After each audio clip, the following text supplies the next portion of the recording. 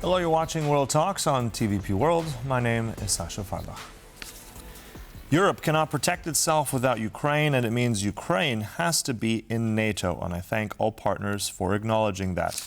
Ukrainian President Volodymyr Zelenskyy stated this on Tuesday as he joined Nordic and Baltic leaders in Tallinn for a regional summit where support for Ukraine, regional security and defense cooperation topped the agenda. Now, the meeting came at the same time as the European Union unveiled its most recent sanctions package against Russia, as leaders prepare for a series of EU, G7 and NATO summits that could shape the months ahead.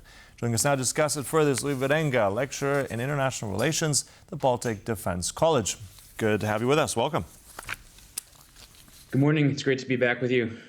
So this line by Zelenskyy saying that very much Ukraine should be in NATO. We've heard this before, but he did say he has backing now. So what do you make of his latest statement there? And actually, the Estonian president said this also yesterday. I'm quoting here, Ukraine's place is in the EU and NATO. So does he have the backing this time? Of course, there's a backing from a significant amount of European allies. The EU and NATO, of course, those are two separate things. I think the EU is likely going to be, when it happens, it's going to come first. There is a very strong case that we are stronger with Ukraine, and the Ukrainians have been very, very open that they are going to be a force multiplier for European security.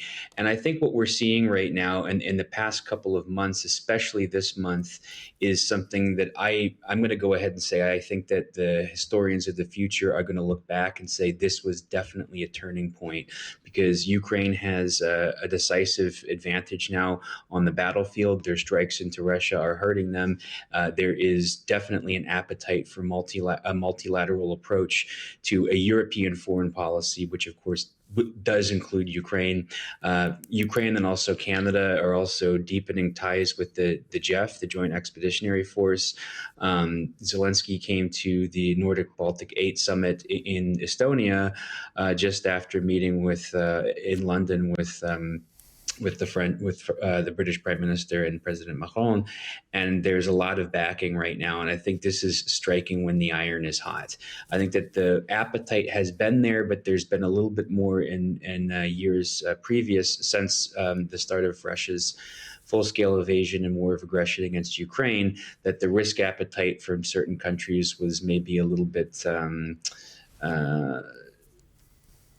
high, but now I think that Europe has seen that they are actually capable of filling the gaps where the U.S. wants them to, and they've done that, I think, in a remarkable time period. Of course, there's still more work to be done, but I think that this is really Europe showing force, and Ukraine is very much a part of that story and a part of that picture. Mm-hmm. I mean, this is early days, but just on that support, I mean, you just mentioned that one leader, but it just seems perhaps surprising, because I mean, that political support for membership of Ukraine and NATO, that was kind of touched on some years back, and it just completely has been sidelined and a no-starter. So are we back in this now? I mean, as you said, is this momentum now in Ukraine's favor to join? More so yes than no. So if we reflect back to the 2024 Washington summit, the 75th anniversary summit, there was a metaphor given by allies that Ukraine would have a bridge to NATO membership, meaning that the door was very much open, but any type of time frame was not put on there. So it was a signal that eventually, but not now, because of course you have to have consensus amongst all 32 allies. So it would only take one that would potentially say, no, we're not comfortable with this. And of course, after that summit, the next summit had a new president because the Trump administration's second term kicked in.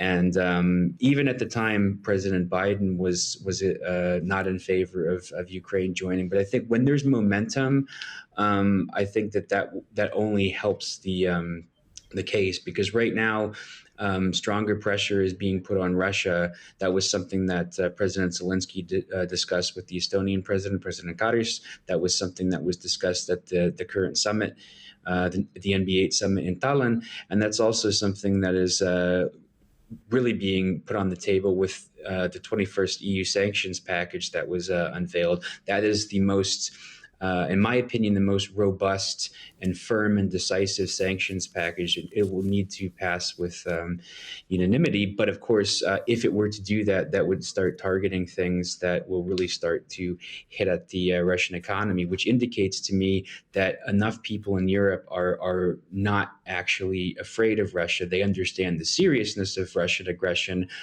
both in Ukraine, the potential for that to happen in allied countries, and of course, the phase zero nonlinear attacks that have been going on for the last couple of years in Europe. So the decisiveness and the action and the consensus is growing and growing. So I think that momentum is more in Ukraine's favor when we talk about just NATO, but that is going to be very much a political discussion. I'm sure it will be discussed at this summit this summer, but I'm not sure if it's going to happen at this particular summit. But the big takeaway from the last couple of months is that this is going to be something that is a persistent request, and eventually, I think it will happen. Some people may think that I'm incorrect in saying that, but I think eventually that they will join. But I'm not going to say it's going to be within a year or two. It's really hard to put a time frame on that, just because of the political process that goes into this. It goes into a country joining with all of the things that are going on due to Russian aggression. Mm-hmm.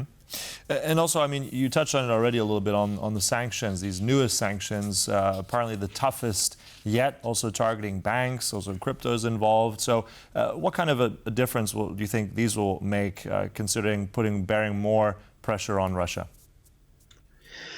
Well, I think that there are two takeaways that I have. One is practical and one is big picture. So I'll start with the big picture. I think the big picture is that Europe is saying, okay, we are actually going to make a decisive decision to go after weakening the Russian economy, to weaken their war effort, to stop their war effort.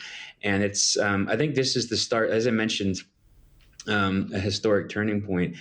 If this goes through, and if there is Europe at the table with some form of diplomatic negotiations, I think we can start to see the EU as a geopolitical actor. And I think that the sanctions package now, and the more practical thing is they're looking at, going after more shadow fleet vessels. You mentioned crypto. They want to punish non-Russian crypto firms which assist Moscow in evading sanctions. So they want to make it clear to non-Russian entities that, if you assist Moscow and sanctions evasions, you yourself will be sanctioned. So it's kind of it's one of those things where there's going to be political discussion about that. For example, the package doesn't include a wider ban on tourist visas, but 9 EU countries, including Poland, have wanted that to be in the sanctions package. But I think that the elements in that package that are going after what keeps the war economy on float is going to be seen as a decisive moment in the EU actually targeting, because what they've done with funding for Ukraine, support for Ukraine, this is coupling that, and it's been a tremendous feat. The Nordic Baltic 8 countries, taken together, account for the largest chunk now of financial support to Ukraine. So I think we can look at this as a decisive moment, and I think that we'll have to see how, who complies outside of Russia, if there's going to be compliance. I think if the EU is targeting non-Russian entities, most people probably would not want to be sanctioned by the EU. I'm talking about outside of Russia, but we'll see what is moved around during political discussions. Mm-hmm. I want to also get your sense really briefly before we close here. On the one hand, we have the Nordic Baltic 8, that support from the Baltic, but also let's go down to the Balkans for a minute, because we've got also news coming out of Bulgaria that government, by the defense minister, saying they will be stopping all kinds of, or any kind of military aid to Ukraine. I mean, at this point, it's been apparently 13 aid packages, mostly Soviet-era munitions since the full-scale invasion. How significant is that? How do you read that new policy coming out from Bulgaria and all this? Well, of course, it's not good. And I think that there's always going to be this type of sentiment, because if you have unanimous decision making, then these types of things can be done on principle. These types of things can be done out of a political statement or a political maneuver. And I think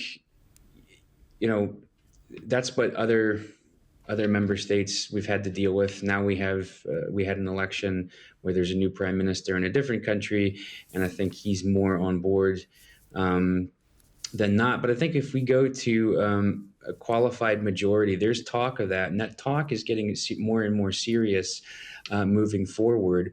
And I think that if we look at what multilateralism actually is, multiple countries collaborating to achieve, shared goals, that's how you can look at things like the Nordic Baltic 8 or the JEF. And I think that is more security related, but more policy related. I think we could start to see some movement there. When President Zelenskyy met President Kars, for example, one of the things that they discussed was faster talks in the EU. President Zelenskyy said that June and July are going to be some of the most decisive months there.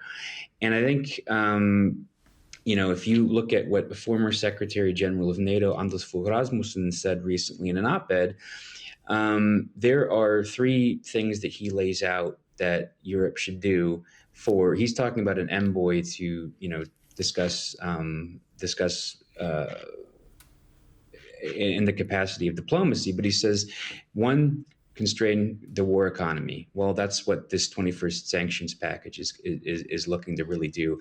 Two, he argued that Europe needs to accelerate rebuilding critical infrastructure inside of Ukraine. And three, they must make it clear that Ukraine's future lies in the EU. And because Europe's security is very much linked, and I mean the EU here, because of course Ukraine is very much Europe, those two are linked.